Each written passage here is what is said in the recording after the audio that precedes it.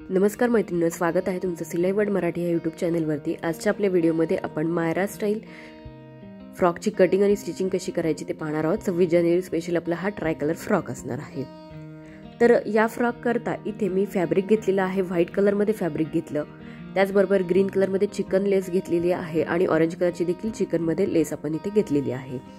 Fabric 2 metre घेतलेला आहे, अस्तर देखील 2 मीटर लागणार आहे आणि इथे तुम्ही कोणतेही फॅब्रिक यूज करू शकता, पण व्हाईट कलरचं फॅब्रिक लागणार। तर सुरुवातीला आपल्याला टॉप पार्टची कटिंग करायची आहे। जशी फ्रॉकवर जी कापडावरती डिझाइन आहे त्याप्रमाणे आपण कापडाची घडी घालून घ्यायची। त्यानंतर टॉप पार्टची तयार उंची, तर इथे मी तयार उंची 12 इंच ठेवणार आहे। या साईजमध्ये 9 वर्षाच्या मुलीसाठी फ्रॉक बनवतोय। तयार उंची 12 इंच अधिक 1 इंच करून 13 इंचावरती मार्किंग करून घ्यायचं आहे। 13 इंचावरती मार्किंग करून सरळ रेष जी आहे आपल्याला आखून घ्यायची आहे। इथे स्केलचा यूज करा म्हणजे सरळ मेजरमेंट येतं व्यवस्थित आपल्याला आणि टॉपची जी उंची आहे टॉप पार्टची ती व्यवस्थित राहते। त्यानंतर शोल्डरसाठी इथे मार्किंग करणार आहे मी 5.5 इंचावरती, कारण जो फ्रॉक आहे तो मी स्लीवलेस बनवणार आहे। तर याकरता मी शोल्डर इथे 5.5 इंचावरती मार्क केलं। त्यानंतर तिथूनच खाली आर्महोलसाठी मार्किंग करायचं आहे, जे की मी 6 इंचावर करणार आहे। तुमचं जे पण पूर्ण आर्महोलचं मेजरमेंट असेल त्याचा अर्धा पार्ट इथे घ्यायचा आहे, म्हणजे हाफ पार्ट घ्यायचा।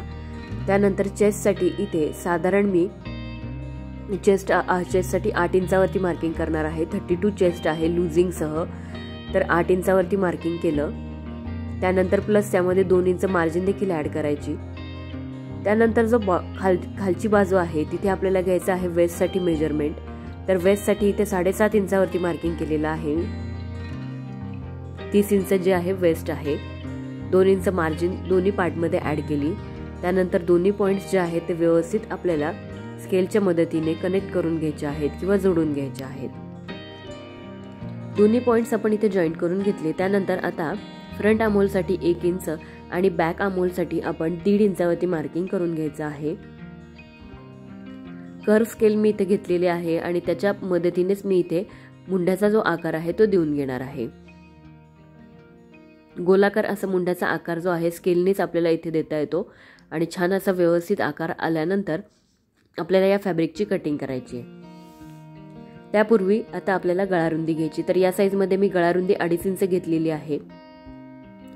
गळ्याची खोली इथे 4.5 इंच पुढच्या गळ्याची खोली घेतलेली आहे आणि चौकोन जो आहे इथे आखून घ्यायचा आहे दाखवल्याप्रमाणे। इथे मी चौकोन आखून घेतला। चौकोन आखून घेतल्यानंतर आता इथे तुम्ही कोणत्याही आवडीचा गळ्याचा आकार देऊ शकता। तर मी इथे राऊंड नेक घेणार आहे किंवा गोल गळ्याचा आकार देऊन घेणार आहे। मागचा जो गळा आहे त्याची खोली आपण इथे कमी ठेवणार आहोत। 3.5 इंचावरती मी मार्किंग केलेलं आहे मागच्या गळ्यासाठी आणि इथे देखील गोलाकार देऊन घ्यायचा। मागचा जो गळा आहे किंवा मागचा जो भाग आहे तिथे आपण चेन जी आहे ती लावणार आहोत किंवा झिप देखील अटॅच करणार आहोत। अर्धा इंच शोल्डर जे आहे डाऊन करायचे आहेत आर्महोल साईडला। आता केलेल्या मार्किंग प्रमाणे कटिंग करून घ्यायची। सुरुवातीला आपल्याला इथे बॅक नेकची कटिंग करायची आहे। फॅब्रिक व्यवस्थित सेट करून घ्यायचे, कुठेही वर खाली होता कामा नये। त्याच्यावरती स्केल ठेवायची आणि सुरुवातीला बॅक नेक आणि बॅक आर्महोलची कटिंग करून घेऊयात। सेम याच पद्धतीने आपल्याला अस्तरची देखील कटिंग करून घ्यायची आहे। पाहू शकता तुम्ही सेम अशीच कटिंग असणार आहे, कुठेही काहीही फरक किंवा बदल अस्तरच्या फॅब्रिकमध्ये होणार नाहीये।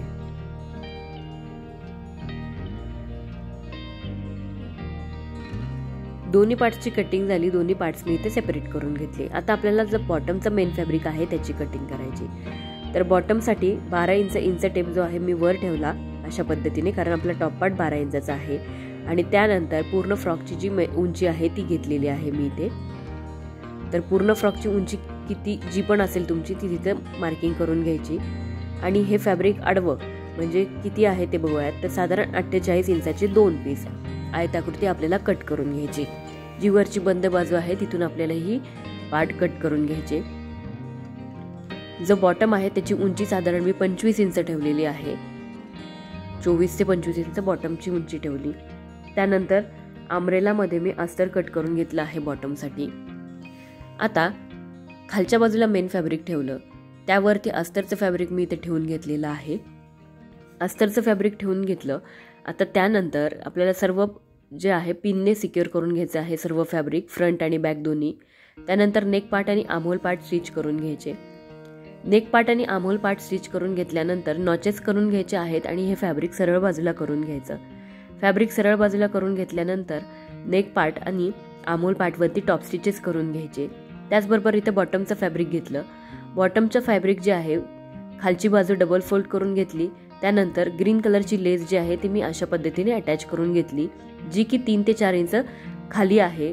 पूर्ण फ्रॉकच्या उंचीपेक्षा 3 ते 4 इंच ही लेस आपण खालच्या बाजूला लावलेली आहे. फ्रॉकचा टॉप पार्ट तयार करून घेतल्यानंतर आता साधारण अशा पद्धतीने बॉटम पार्ट घ्यायचा.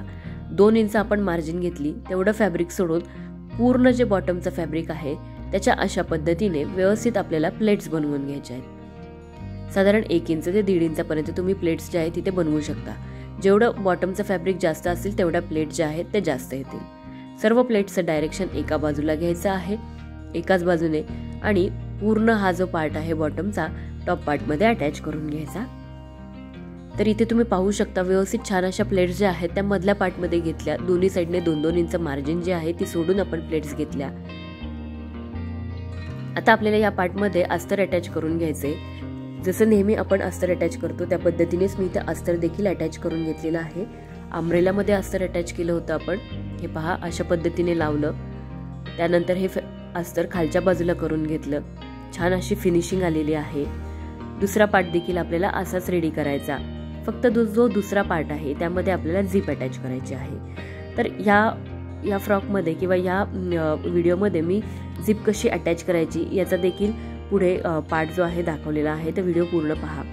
तर अशा पद्धतीची साधारण 2.5 इंचाची मी एक स्ट्रीप घेतली आणि एक बाजू किनारीची आहे, दुसरी बाजू जी आहे मी शिवून घेतलेली आहे फोल्ड करून, जेणेकरून धागे निघणार नाहीत. आणि या पट्टीचा आपल्याला सेंटर करून घ्यायचा आहे व्यवस्थित. सेंटर करून तिथे तुम्ही रेष आखून घेतली तरीही चालेल. त्यानंतर हा जो आहे बॅक साईडचा टॉप पार्ट घेतलेला आहे मी, त्याचा देखील सेंटर करून घ्यायचा आहे व्यवस्थित. सेंटर करून घ्यायचा, फोल्ड करून तिथे घडी करून घेतली तरी चालेल किंवा प्रेस केलं तरी चालेल किंवा चॉकने रेष मारून घेतली तरी चालणार आहे. तर मी इथे पुसट अशी रेष जी आहे आखून घेतली. त्यानंतर ही जी स्ट्रीप आहे ती मी उलटी ठेवलेली आहे. स्ट्रीपचा सेंटर आणि खाली जी मार्किंग आहे ते दोन्ही मॅच करत आपल्याला ही स्ट्रीप जी आहे सरळ रेषेमध्ये मागच्या बाजूला अटॅच करून घ्यायची. इथे परफेक्ट सेंटर जो आहे मॅच करायचा आहे. खालीपर्यंत टिप घ्यायची आहे. तुम्ही ज्या उंचीची इथे चेन लावणार आहे तेवढं मार्किंग करून घ्यायचं. हे पहा अशा पद्धतीने इथपर्यंत आपल्याला झिप जी आहे ती लावायची आहे. तर ते मी मार्किंग करून घेतलं. तिथपर्यंत आपल्याला अशीच जी आहे टिप मारून घ्यायची. टिप मारून घेतल्यानंतर आता निडल आतमध्येच ठेवणार आहोत आपण आणि फॅब्रिक मूव्ह करून घ्यायचं आहे. फुटर वर करून फॅब्रिक मूव्ह करून घ्यायचं. छोटीशी किंचित अशी आडवी इथे टिप घेणार आहोत आणि आता फॅब्रिक जे आहे मूव्ह करायचं किंवा फिरवून घ्यायचं आपल्या बाजूने. आणि जी सरळ रेष आहे मधली त्या रेषेपासून किंचित अंतरावरती आपल्याला दुसरी रेष इथे जी आहे आखायची आणि त्यावरती टिप जी आहे मारून घ्यायची आहे व्यवस्थित. सेम जी सेंटरची रेष आहे त्याच्या विरुद्ध बाजूने म्हणजे सेंटरच्या रेषेच्या दुसऱ्या बाजूने देखील आपल्याला व्यवस्थित अशी टिप जी आहे तिथे मारून घ्यायची आहे. आणि ही टिप खालीपर्यंत घ्यायची आहे जिथपर्यंत आपली सेंटरची टिप आहे तिथपर्यंत. हे पहा इथे तुम्ही पाहू शकता सेंटरच्या रेषेच्या बाजूने 2 आपण टिपा घेतलेल्या आहेत. आता जी सेंटरची रेष आहे किंवा सेंटरची जी टिप आहे तिथून आपल्याला हे फॅब्रिक कट करायचं आहे. जिथपर्यंत आपल्याला झिप लावायची आहे असं इथपर्यंत कट करून घ्यायचं. फॅब्रिक पूर्ण कट करून घेतल्यानंतर आता ही जी स्ट्रीप आहे ती आतल्या बाजूला करून घ्यायची आहे आणि टिप मारून घ्यायची. दोन्ही बाजूने स्ट्रीप आतल्या बाजूला करायची, टिप मारून घ्यायची आणि सिंपली आपल्याला चेन जी आहे अटॅच करायची. चेन अटॅच केल्यानंतर इथे मी शोल्डर फिटिंग करून घेतली. त्यानंतर शोल्डरचा हाफ पार्ट करून घ्यायचा आहे. अशा पद्धतीने पूर्ण शोल्डर मोजायचं आणि अर्ध करून घ्यायचं. त्यानंतर अशी सरळ रेष जी आहे ती आखून घ्यायची. शोल्डरचा सेंटर करून सरळ रेष आखून घ्यायची आहे आपल्याला. इथे आपल्याला फ्रिल अटॅच करायची आहे. दोन्ही बाजूंनी मी रेषा आखून घेतलेल्या आहेत व्यवस्थित. त्यानंतर जे उरलेलं फॅब्रिक आहे ते घेतलं. उरलेल्या फॅब्रिकमधून आपण अशा पद्धतीने 2 स्ट्रीप इथे काढून घेणार आहोत. जेवढ्या रुंदीची तुम्हाला फ्रिल लावायची आहे तेवढ्या रुंदीचं फॅब्रिक घ्यायचं. आता इथे मी घेतलेलं आहे 3.5 इंच रुंदीचं फॅब्रिक आणि जेवढी स्ट्रीप लांबीला जास्त असेल तेवढ्या इथे चुन्या जास्त पडणार आहेत. आता माझ्याकडे जेवढं फॅब्रिक आहे तेवढं फॅब्रिकच्या स्ट्रीप घेतलेल्या आहेत मी 2. साधारण या बाजूने 1.5 इंचावरती मार्किंग केलं. साधारण 3 ते 4 इंचापर्यंत सरळ मार्किंग करायचं आणि नंतर ही रेष जी आहे क्रॉसमध्ये कनेक्ट करून घ्यायची. गोलाकार जो आहे स्लीव्हसाठी किंवा फ्रिलसाठी द्यायचा आहे आपल्याला असा व्यवस्थित. आता ही स्ट्रीप जी आहे आपल्याला कट करून घ्यायची. तर अशा पद्धतीने स्ट्रीप कट करून घेतली मी. त्यानंतर हा जो गोल पार्ट आहे तिथे आपल्याला ऑरेंज कलरची लेस जी आहे ती लावायची आहे. हे पहा, अशा पद्धतीने ही लेस लावायची आहे. त्यापूर्वी खालचं फॅब्रिक डबल फोल्ड करून घ्यायचं किंवा पिको करून घ्यायचं. त्यानंतर जो सरळ भाग आहे तिथे आपल्याला अशा पद्धतीने छोट्या छोट्या चुन्या घ्यायच्या आहेत आणि ही स्ट्रीप इथे अटॅच करायची. दोन्ही बाजूच्या स्ट्रीप आपल्याला अशा चुन्या घेत आपल्याला अटॅच करायचा. त्यानंतर फक्त अर्ध्या पार्ट पर्यंतच आपण चुन्या घेणार आहोत. खाली स्ट्रीप ॲज इट इज सरळ लावून घेणार आहोत. हे पहा, लेस लावून घेतली. त्यानंतर या पार्टचा सेंटर करून घ्यायचा आहे आपल्याला अशा पद्धतीने. सेंटर करून आता आपल्याला काय करायचं आहे की दोन्हीही मेन फॅब्रिक समोरासमोर ठेवायचे. म्हणजे स्ट्रीपचं मेन फॅब्रिक आणि फ्रॉकचं मेन फॅब्रिक समोरासमोर ठेवायचे. अशा पद्धतीने हे फॅब्रिक ठेवायचं. छोट्या छोट्या चुन्या घ्यायच्या आहेत.